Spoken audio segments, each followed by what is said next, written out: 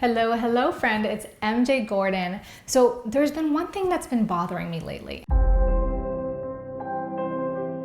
And that one thing is, despite the amount of awareness and trend that's been going around with minimalism, is that some people still very clearly think that minimalism is about deprivation. And today I'm here to talk about why it's not. And I'm going to be throwing myself under the bus and telling you 10 reasons I am not a minimalist. And I do relate to minimalism. I practice and preach this philosophy, and I do consider myself a minimalist. But there are reasons that I'm not. And the reasons are there because minimalism is not about deprivation. It is about identifying what things create fulfillment and value in your life. And that's going to show up differently for everybody. But one of the easiest, most efficient ways and most sustainable ways to live life on your terms is to let go of the excess, and to really hone in and focus and grow on the things that add value to you in your life. And this is going to look differently for everybody. So I'm just going to jump into it. While a lot of minimalist or frugal people like living in tiny houses and small apartments, number one reason I'm not a minimalist is I live in a big house and I have a big property. Now, my house might not be your everyday luxury cribs. It's not 5 or 10,000 square feet, but it is a good size house. Everybody has a room. I have an office, and we have probably more land than we need. I don't see myself ever living in a trailer or in a tiny home permanently. I always like having lots of space. And this adds extreme value to my life. I work from home. We homeschool our kids. We spend 90+% of our time at home. We have all the space to garden and do our thing on without disturbing our neighbors. And we also have tons of space for our large family and our friends and community. So number 2 on my list, which is close to my heart and personal, is I have 2 dogs. And I have 2 dogs that many would consider are non-essential, breed-wise, type-wise, and they're just expensive and time-consuming to take care of, but they add so much value to me, so much love and enjoyment every single day to our whole family. They add extra things that I would have never guessed, but are just a pleasant surprise. You know, like one dog is a really good guard dog. Both of them are really good snugglers. Both of them are really good at telling when you're upset, and they just want to come and soothe and comfort you. And I could just like get in tears thinking about my dogs. But before I owned my dogs, I never understood like people's obsessions with their pets. And now I totally get it. I'm a huge dog lover. I'm obsessed with my dogs, and dogs are not really practical or essential in my eyes. The third way that I'm not a minimalist is I indulge in specialty foods. I am known to go out and get authentic cuisine like Mediterranean, pho, Mexican. I'll even do white tablecloth restaurants, and I shop at Whole Foods. So many people think this is excessive, but you know what? Food is my thing. I love food, I enjoy food, and food brings the people together. So I appreciate food so much that I'm quite a food snob in the respect that I'm willing to pay top dollar for high quality food, and at the same time go the extra mile for organic, healthy, sustainable foods as well. The fourth thing on my list, which would be obvious to those who have been watching this channel for a while, is I stay at expensive hotels. While I'm not above an Airbnb or a hostel, we've stayed at them before, we brought our kids to them, I just love the hotel experience. I love having a great pool, a great view. I love that they're starting to switch over and do like green conscious friendly things. A lot of hotels won't change out your sheets or towels every day, which is really awesome. But I love the whole spa experience.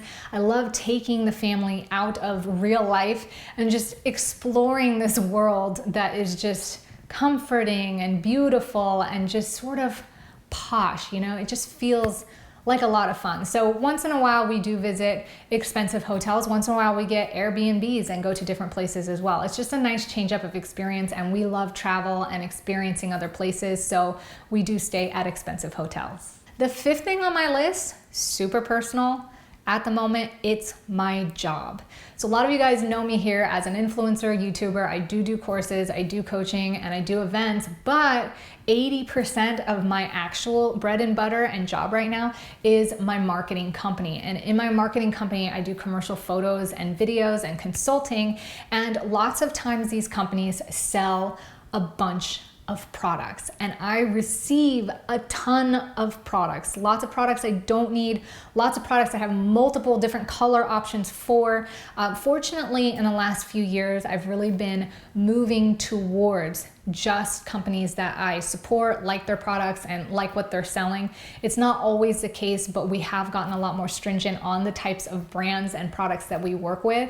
But even with that, we still are required to have lots of equipment, propping, setups, supplies, etc. And it's something that I'm trying to continue to refine and not completely ease out of, but just be more balanced in my work between here and in that business. The sixth way I'm not a minimalist is I firmly believe in entrepreneurship, investing, and savings. So a lot of people associate minimalism with frugal living or frugality, and I really commend people who don't want to have a mortgage, don't want to own a car, and just live off of the penny in their pocket as they go, very present creatures. But I'm a type of person who has gotten burned so many times from living that way, and in my own experience and my own interpretation of learning from those experiences, I feel it is more responsible towards myself and my family if I invest in a good savings account, invest my money in life insurance, in health insurance, etc. And I believe that in order to really encompass all those things that will responsibly take care of my family and the things that I'm responsible for, should I die or should something happen to my husband, etc., it would take building a substantial amount of income to back those things up. And that's just based on where I'm at and my lifestyle. And so that's why I've chosen the path of entrepreneurship, which a lot of people could say is non-minimalist, non-essential. There's a lot of wasted time.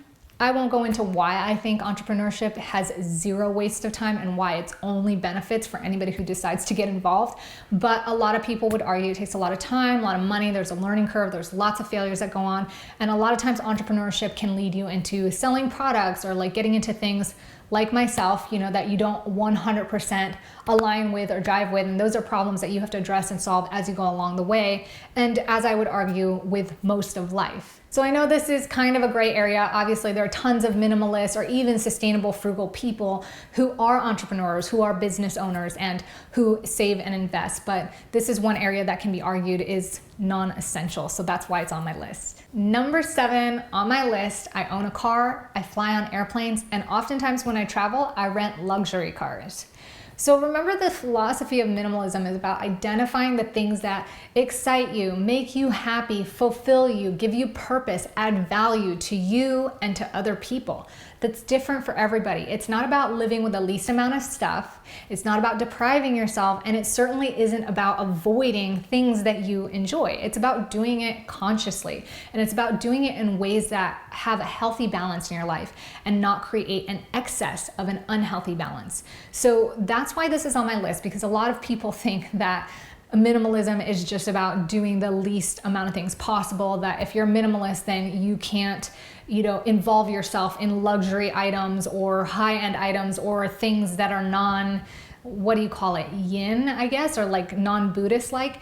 It's totally different for everybody. So while most minimalists that I know own cars and fly on airplanes, I wanted to add this to the list because we do have a blend here of sustainability, minimalism, and conscious living.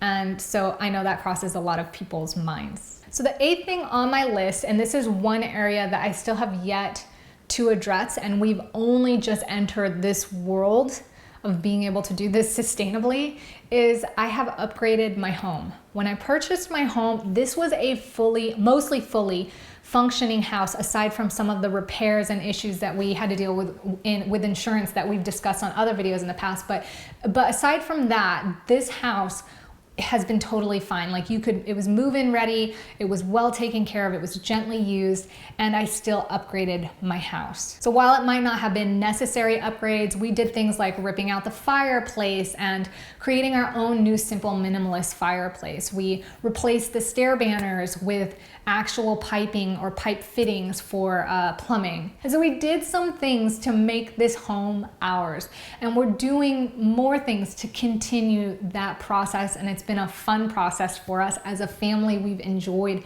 thoroughly this time together. I've always wanted to update a house and do the work myself, and so to do these things with my husband has added tremendous value to us. It adds tremendous value to us to wake up and enjoy our home and have the spaces just kind of live, breathe, and feel like our space. And so while it's not technically essential and it didn't have to be done, I still took the time to upgrade my house. Number 9 on my list is I buy expensive shoes and clothes. So one of the most common and favorite and really efficient ways to be a minimalist and just be conscious about the clothes that you buy is to buy from thrift shops or secondhand. And I am not above Goodwill. Goodwill is one of our favorite places to go, and the Goodwills here are like mega superstores. It's amazing. You can get quality clothes, good brand name clothes, if you're willing to dig, for literally a few dollars a piece. So I love that you can go there and buy a whole new wardrobe if you need to for like less than 30 bucks. It's so phenomenal.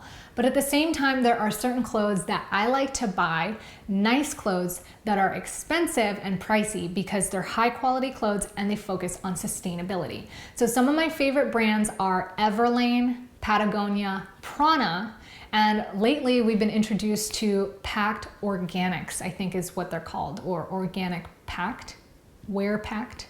One of those, but I love that brand. They've got really cute basic clothing, really comfortable clothing. They're 100% organic cotton, a lot of their pieces, and they're super cost effective. And I love getting quality clothes and shoes because, to be honest, I don't like shopping. It takes so much time. And so buying these clothes that are beneficial and positive, not only to the environment and to people who make the clothes, but to ourselves as well. They're non-toxic. It feels really good buying these clothes. And so I don't mind spending a bunch of money on these types of clothes and shoes. On a side note, I recently dumped a bunch of money into Thinx underwear, menstrual panties. If you're interested in hearing a review or anything about that, stick that in the comments below. Many of you guys who might have looked into like my non-paper, non-TP system, we've talked about menstrual cups and reusable menstrual pads, and I can go into that later, but I decided to take a shot and try these Thinx panties. And so if you want to learn more about that, let me know in the comments below. Last but not least, probably my favorite item on this list, number 10,